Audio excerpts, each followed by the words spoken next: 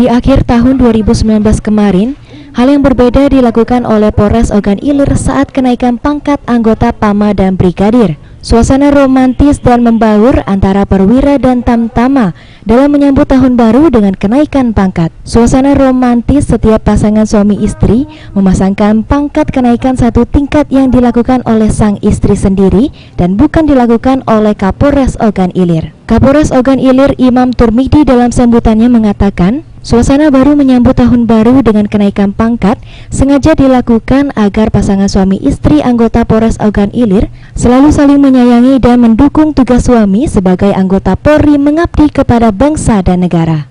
Imam juga mengingatkan kepada anggota yang baru saja kenaikan pangkat agar terus meningkatkan kinerja dalam melayani masyarakat Ogan Ilir dan tentunya menjaga keamanan terutama menyambut tahun 2020. Hal ini dikarenakan Ogan Ilir sebagai kabupaten penyangga kota Palembang dan dilintasi Jalan Lintas Timur Sumatera dan Jalan Teng Sumatera.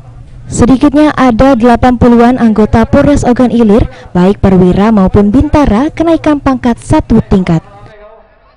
Hari ini ya, jangan dulu pasang pangkatnya, pegang dulu Polri pangkatnya. ini kan naik pangkat kan di bulan Januari sama Juli ya. Kebetulan anggota kita sejumlah 84 naik pangkat, makanya kita upacarakan melalui Koprapot di sore hari ini di wilayah kita ya.